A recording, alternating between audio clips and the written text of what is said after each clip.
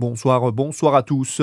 Le troupeau entier a été abattu aujourd'hui. 93 bovins ont été tués sur la petite commune d'Écleux dans le Jura.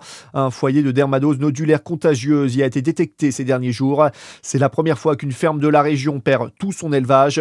Un soutien psychologique a été mis en place pour aider les éleveurs. 350 000 animaux vont prochainement être vaccinés dans un périmètre autour de la commune d'Écleux. Plusieurs communes d'autres départements limitrophes au Jura sont concernées. Un Chalonnais au gouvernement, Sébastien Martin, a été nommé ministre délégué à l'industrie dans le gouvernement Lecornu 2. Il est connu dans le département pour avoir œuvré à la création de la zone industrielle Saône-Or. Aujourd'hui, le site accueille 360 entreprises pour près de 6500 emplois. Il a de plus été élu député en mai dernier suite à l'annulation des précédentes élections. Une erreur de comptage avait été constatée sur la circonscription de Chalon-sur-Saône. Ils avaient roué de coups un couple et leurs enfants en pleine nuit. 3 individus ont été condamnés pour violation de domicile et violence en réunion au tribunal judiciaire de Dijon.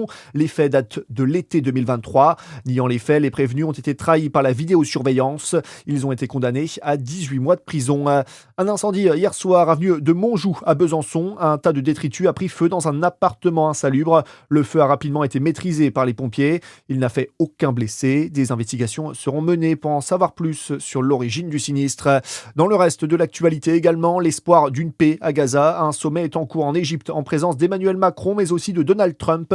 Le président américain qui était avant cela en Israël, il a salué la fin d'un long cauchemar après le retour dans le pays des derniers otages du Hamas. 20 Israéliens libérés ce matin, certains ont pu retrouver leurs proches.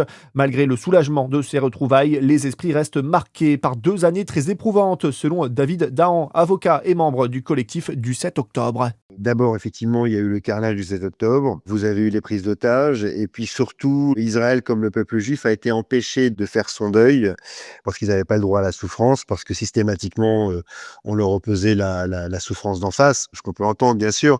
Mais si vous voulez, ceux qui se sont fait massacrer le 7 octobre, une jeune fille qui vient danser un festival ou un jeune homme qui était en vélo dans un kibboutz, ils sont pour rien dans toute cette situation. Donc, effectivement, ça a été une période de souffrance. Ça, par contre, est-ce qu'on va l'oublier rapidement? Je sais pas, je pense pas. Et sur les 28 otages décédés en captivité, seulement 4 corps doivent être restitués aujourd'hui. Israël estime que cela constitue un manquement aux engagements pris et promet des conséquences en cas de violation flagrante de l'accord. Aujourd'hui également, plusieurs dizaines de prisonniers palestiniens ont été libérés et renvoyés vers l'enclave palestinienne.